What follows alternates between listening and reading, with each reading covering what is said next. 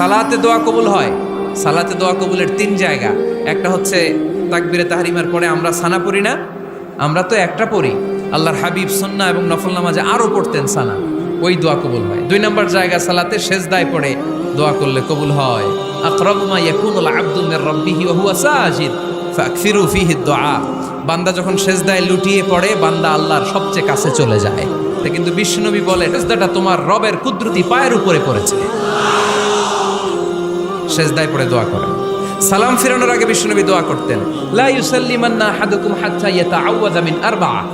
আল্লাহর হাবিব বললেন, 4 জিনিস থেকে পানাহ না আছে আমার কোন উম্মত যেন সালাম না ফিরায়। তারা যেন পড়ে, আল্লাহুম্মা ইন্নী আউযু বিকা মিন আযাবিল কবর, আউযু বিকা মিন আযাবি জাহান্নাম, আউযু বিকা মিন ফিতনাতিল মাহইয়া ওয়াল মামাত, আউযু বিকা মিন ফিতনাতিল মাসিহিদ দাজ্জাল। আল্লাহ কবরের আযাব থেকে বাঁচাও, আল্লাহ জাহান্নামের আগুন থেকে বাঁচাও, আল্লাহ জীবন মরণ